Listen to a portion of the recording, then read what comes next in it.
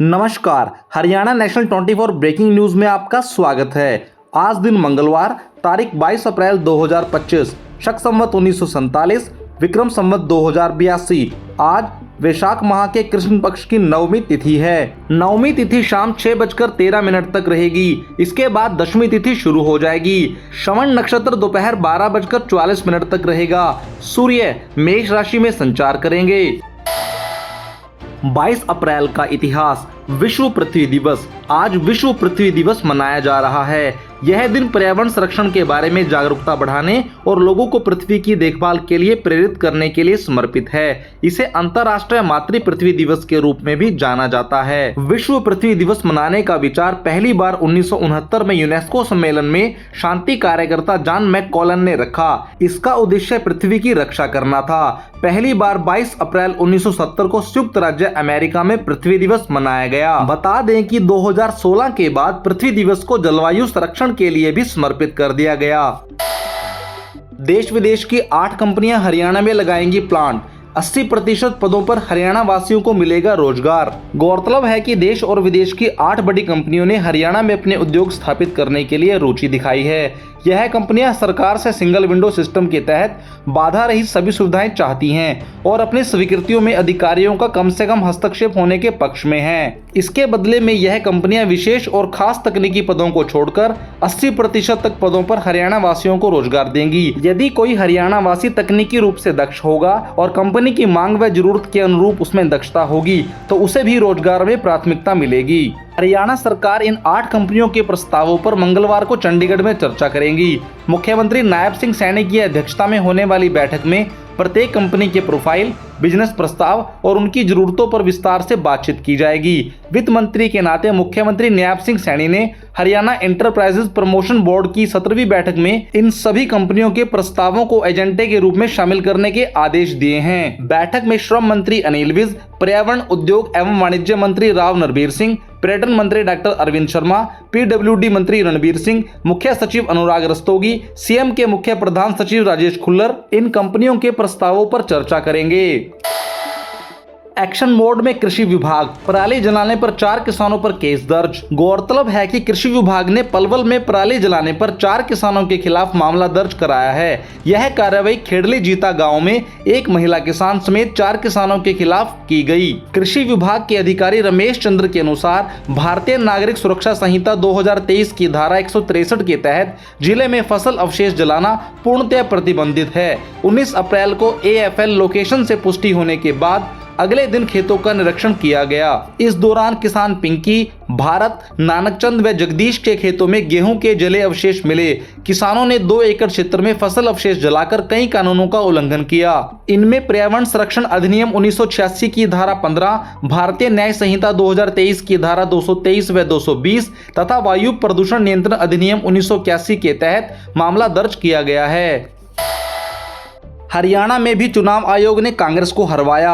America में राहुल गांधी के बयान के बाद हुड्डा ने खोला मोर्चा। गौरतलब है कि अमेरिका के बोस्टन में विपक्ष के नेता राहुल गांधी द्वारा केंद्रीय चुनाव आयोग पर महाराष्ट्र के विधानसभा चुनाव में गड़बड़ी करने के आरोप लगाने के बाद हरियाणा के पूर्व मुख्यमंत्री भूपेंद्र सिंह हुड्डा ने भी मोर्चा संभाल लिया है। राहुल का बयान आने के बाद तुरंत भूपेंद्र सिंह हुड्डा ने कहा कि केवल महाराष्ट्र में नहीं बल्कि हरियाणा में भी चुनाव आयोग ने गड़बड़ी की और कांग्रेस को हरवाने का काम किया, जबकि कांग्रेस सत्ता में आ रही थी। गड़बड़ियों को खत्म करने के लिए ही हम चुनाव बैलेट पेपर से कराने की मांग कर रहे हैं। राहुल गांधी के 2 दिवसीय अमेरिका दौरे पर रोहतक के कांग्रेस सांसद दीपेंद्र हुड्डा भी उनके साथ गए हुए हैं। बोस्टन में उन्होंने कहा कि महाराष्ट्र में शाम 5:30 से 7:30 के बीच 65 लाख वोट कैसे पड़े, इसकी जांच करने को कोई तैयार नहीं है। यह पूरी तरह साफ है कि भारतीय चुनाव आयोग समझौता कर चुका है। इस सिस्टम में कुछ गड़बड़ी है। हरियाणा कांग्रेस ने भी अक्टूबर 2024 में हुए चुनावों के नतीजों पर सवाल उठाए थे।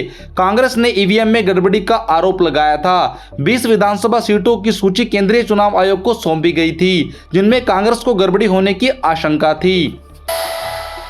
अनिल विज ने श्रम विभाग में घोटाला पकड़ा, 2 अफसरों ने 2 लाख लेबर का वेरिफिकेशन कर डाला, मंत्री ने नाराजगी जता जांच बैठाई। बता दें कि हरियाणा में कंस्ट्रक्शन लेबरों के वेरिफिकेशन में गड़बड़ उजागर हुई है। बताया जा रहा है कि 2 अफसरों ने ही मिलकर करीब 2 लाख लोगों के वेरिफिकेशन कर डाले। इस पर सूबे के श्रम मंत्री अनिल विज ने कंस्ट्रक्शन लेबर बोर्ड की बैठक के दौरान नाराजगी जाहिर की। उन्होंने इस पूरे मामले की जानकारी के लिए फैक्ट फाइंडिंग कमेटी का गठन किया।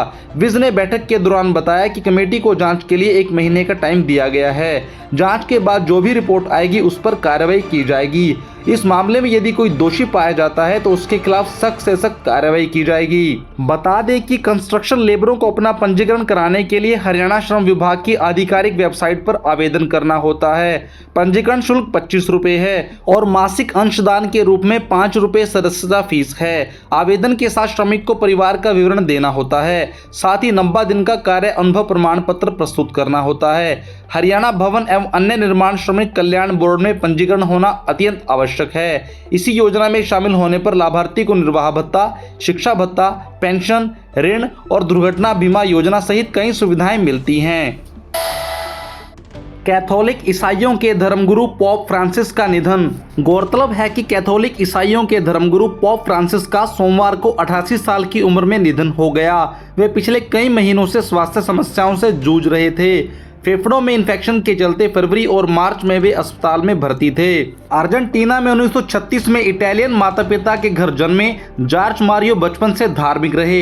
हालांकि ये किसी ने नहीं सोचा था कि वे एक दिन ईसाइयों के सबसे बड़े धर्मगुरु के पद पर बैठेंगे, खुद उन्होंने भी नहीं। बता दें कि पोप बनने के बाद उन्होंने कई महत्वपूर्ण फैसले लिए, जैसे समलैंगिक व्यक्तियों के चर्च आने पर अनुमति प्रदान की, सेम सेक्स कपल्स को आशीर्वाद देने पर कोई रोक नहीं, पुनर्विवाह को धार्मिक मंजूरी दे दी और बच्चों के यौन शोषण पर सार्वजनिक रूप से माफी मांगी। और उन्होंने स्वीकार किया कि चर्च के कुछ पादरियों ने बच्चों का यौन शोषण किया था। पोप ने कहा कि यह एक गंभीर पाप है और शर्मनाक है, जिसके लिए चर्च न केवल माफी मांगेगा बल्कि इन अपराधों को रोकने के लिए ठोस कदम भी उठाएगा। हिसार में 6 भाई बहनों की एक साथ शादी, सगे भाइयों के बेटा बेटी, शादी का कार्ड भी एक ही छपवाया।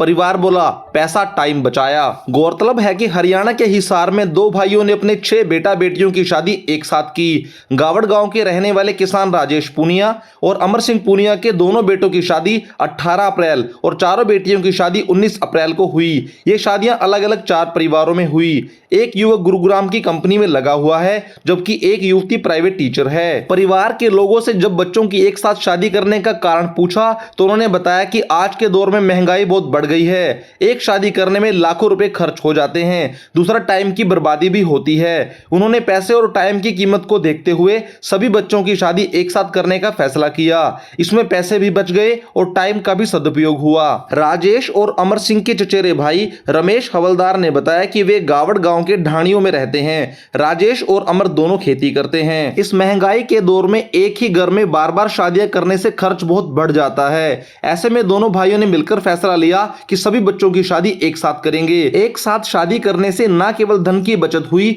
बल्कि समाज में भाईचारे का संदेश भी गया। भविष्य में लोग भी महंगाई और समय की बचत के लिए एक साथ शादी के फैसले लेकर समाज में अच्छा संदेश दे सकते हैं। घाटे में चल रहे पर्यटन निगम के 5 टूरिस्ट कॉम्प्लेक्स दिए जाएंगे लीज पर। पेट्रोल पंपों पर खोले जाएंगे वीटा बूथ। गौरतलब है कि हरियाणा में घाटे में चल रहे पर्यटन निगम के 5 टूरिस्ट कॉम्प्लेक्स अब लीज पर दिए जाएंगे। जल्द ही ऐसे टूरिस्ट कॉम्प्लेक्स को चिन्हित कर लिया जाएगा जिन्हें पीपीपी यानी पब्लिक प्राइवेट पार्टनरशिप के तहत लीज पर दिया जाना है। इसके अलावा पर्यटन निगम द्वारा संचालित 12-13 पेट्रोल पंपों पर वीटा बूथ खोले जाएंगे, जिससे कमाई बढ़ सकेगी। मुख्यमंत्री नायब सिंह सैनी ने सोमवार को विरासत एवं पर्यटन विभाग की समीक्षा बैठक में कहा कि सांस्कृतिक धरोहरों व पर्यटन के उत्कृष्ट स्थानों के तौर पर समृद्ध हरियाणा को दुनिया के पर्यटन मानचित्र पर लाने के लिए गंभीरता से प्रयास करने होंगे। पर्यटन स्थलों को पिंजौर गार्डन की तर्ज पर डेस्टिनेशन वेडिंग के तौर पर विकसित किया जाना चाहिए। हरियाणवी संस्कृति को बढ़ावा देने के लिए हरियाणा फेस्टिवल का आयोजन किया जाएगा। साथ ही पर्यटन कैलेंडर को जारी किया जाएगा। विरासत व पर्यटन मंत्री डॉक्टर अरविंद शर्मा के साथ बैठक ले रहे मुख्यमंत्री नायब सिंह सैनी ने कहा कि हरियाणा मानवीय सभ्यता की ऐतिहासिक ऐतिहासिक धरोहर संजोए हुए है। इस सांस्कृतिक विरासत के साथ साथ पर्यटन की दृष्टि से महत्वपूर्ण स्थानों को विकसित करते हुए हम प्रदेश को दुनिया के पर्यटन मानचित्र पर ले जा सकते हैं। इस दौरान सूरजकुंड अंतर्राष्ट्रीय मेले को साल में 2 बार आयोजित करने को लेकर भी चर्चा हुई। इंस्टाग्राम ने टीनेजर्स की सुरक्षा के लिए एआई आधारित फीचर्स लॉन्च किए। स्पीड मोड जैसे नए फीचर्स भी जोड़े गए। बता दें कि इंटरनेट मीडिया प्लेटफॉर्म इंस्टाग्राम ने किशोर उम्र के बच्चों की सुरक्षा को और मजबूत करने के लिए नए कदमों की घोषणा की है। वह एआई के उपयोग से बच्चों की उम्र पर नजर रखेगा। इसकी मूल कंपनी मेटा ने सोमवार को बताया कि इंस्टाग्राम एआई का उपयोग करके यह पता लगाएगा कि किशोर अपनी उम्र के मुताबिक सही जानकारी ले रहे हैं या नहीं। इस बात की भी निगरानी की जा रही है कि किशोर किस तरह के कंटेंट देख रहे हैं। मेटा के बयान के अनुसार कंपनी पिछले कुछ समय से एआई का उपयोग करके लोगों की उम्र का पता लगाने की कोशिश कर रही है, लेकिन अब यह फोटो और वीडियो शेयरिंग प्लेटफॉर्म उन अकाउंट्स पर भी नजर रखेगा जिनके बारे में संदेह है कि वे किशोर हैं, लेकिन साइन अप के समय जन्म तिथि गलत दर्ज करते हैं। अगर एआई को यह लगेगा कि कोई यूजर अपनी उम्र गलत बता रहा है तो उसका अकाउंट अपने आप टीन अकाउंट में बदल जाएगा। वयस्कों की तुलना में ऐसे अकाउंट पर ज्यादा प्रतिबंध होते हैं। इसके अलावा संवेदनशील सामग्री जैसे मारपीट के वीडियो या कॉस्मेटिक प्रक्रियाओं को बढ़ावा देने वाले पोस्ट को सीमित किया जाएगा। अगर कोई किशोर 60 मिनट से अधिक समय इंस्टाग्राम पर रहता है तो उसे नोटिफिकेशन मिलेगा। यही नहीं, रात 10 बजे से सुबह 7 बजे तक स्लीप मोड पर रहेगा।